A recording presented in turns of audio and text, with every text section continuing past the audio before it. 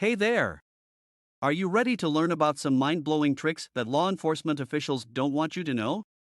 These sneaky tactics and hidden secrets could completely change the way you view the police and give you some valuable insights into the inner workings of the criminal justice system. So sit back, relax, and get ready to have your mind blown by these tricks cops don't want you to know.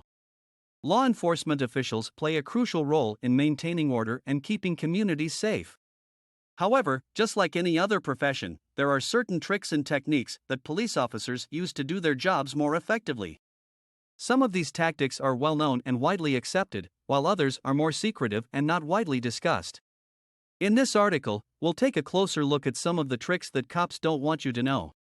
The good cop, bad cop routine. Most people are familiar with the good cop, bad cop routine, where one officer takes on a more aggressive, confrontational approach while the other presents a more empathetic, understanding demeanor. This technique is often used during interrogations to try and get a suspect to confess or reveal information. The theory is that the good cop will make the suspect feel more comfortable and willing to open up, while the bad cop serves as a threat and a reminder of the consequences of not cooperating. The Reid technique. The Reid technique is a controversial interrogative method that is commonly used by law enforcement officials. It involves using psychological manipulation to try and get a suspect to confess to a crime. The technique involves using guilt, fear, and other psychological tactics to get a suspect to confess, and has been criticized for leading to false confessions. The Miranda warning. Most people are familiar with the Miranda warning, which is a set of rights that must be read to a suspect when they are arrested. The warning includes the right to remain silent, the right to an attorney, and the right to have an attorney present during questioning. However, what many people don't know is that the police are not required to read the Miranda warning in every situation.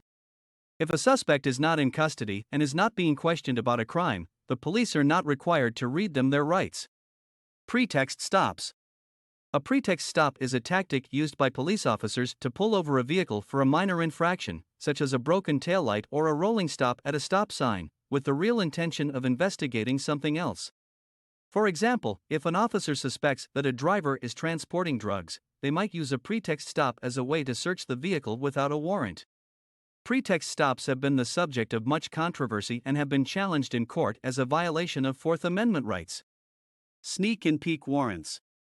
A sneak and peek warrant is a type of warrant that allows law enforcement officials to enter and search a property without the owner's knowledge. These warrants are typically used in cases where there is a risk of evidence being destroyed if the owner is alerted to the search. Sneak and peek warrants have been criticized as a violation of Fourth Amendment rights, as they allow the police to conduct a search without the owner's knowledge or consent. No-knock warrants.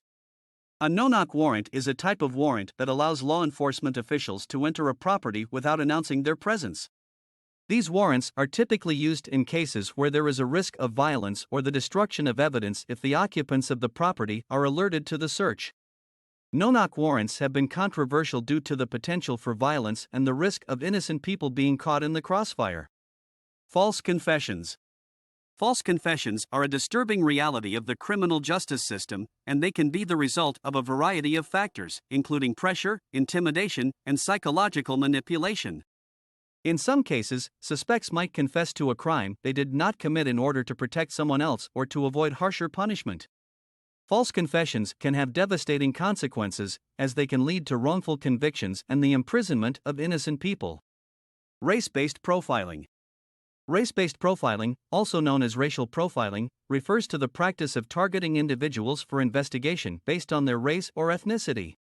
While all forms of profiling are controversial, race-based profiling has been particularly controversial due to the widespread belief that it is a form of discrimination.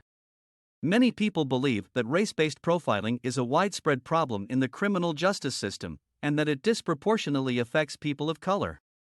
Asset forfeiture. Asset forfeiture is a legal process in which the government seizes property that is believed to be connected to criminal activity. While asset forfeiture is often used to target large-scale criminal organizations, it has also been used to seize the assets of small-time offenders and even innocent people. Critics of asset forfeiture argue that it allows the government to seize property without due process, and that it disproportionately affects low-income individuals and communities of color. Police unions. Police unions are organizations that represent the interests of law enforcement officers, and they have been the subject of much controversy in recent years.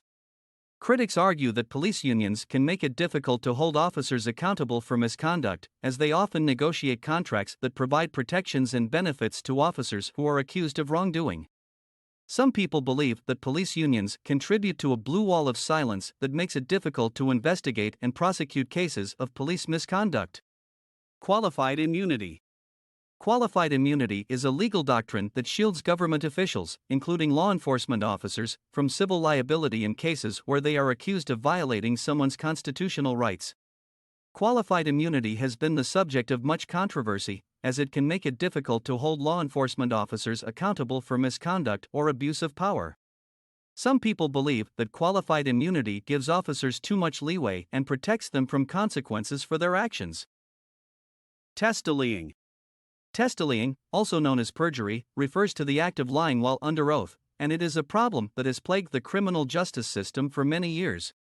While it is illegal for anyone to lie while under oath, it is particularly concerning when law enforcement officers commit perjury, as they are supposed to be the ones upholding the law.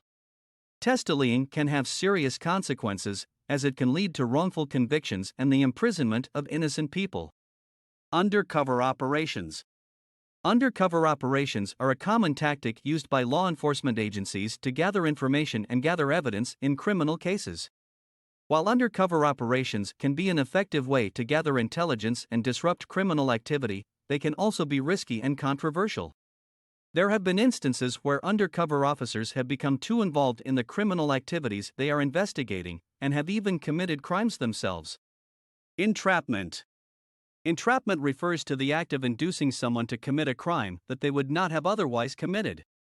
While it is illegal to entrap someone, law enforcement officers are allowed to use certain tactics to try and catch suspects in the act. However, there is a fine line between legitimate law enforcement tactics and entrapment, and it can be difficult to determine when the line has been crossed. Policing for profit. Policing for profit refers to the practice of using law enforcement resources to generate revenue for a jurisdiction, rather than to promote public safety. This can take many forms, such as issuing large numbers of traffic tickets or using asset forfeiture laws to seize property from individuals who are suspected of criminal activity. Critics argue that policing for profit incentivizes law enforcement officers to prioritize generating revenue over protecting public safety. Excessive force. Excessive force refers to the use of more force than is reasonably necessary to apprehend a suspect or control a situation. While law enforcement officers are allowed to use a certain level of force in certain situations, the use of excessive force is a violation of a person's civil rights. Excessive force can take many forms, including physical violence, tasers, and even deadly force. There have been many high-profile cases of excessive force in recent years, and it is a problem that has garnered much attention and outrage. Police brutality. Police brutality refers to the use of excessive or unnecessary force by law enforcement officers, and it is a problem that has garnered much attention and outrage in recent years. While law enforcement officers are allowed to use a certain level of force in certain situations, the use of excessive force is a violation of a person's civil rights.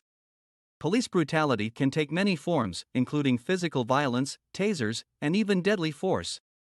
There have been many high-profile cases of police brutality in recent years, and it is a problem that has garnered much attention and outrage. In conclusion, there are many tricks and techniques that cops use to do their jobs more effectively, and some of these tactics are more controversial than others. While some of these tricks are well known and widely accepted, others are more secretive and not widely discussed. It is important for the public to be aware of these tactics in order to have a better understanding of the criminal justice system and to hold law enforcement officials accountable for their actions.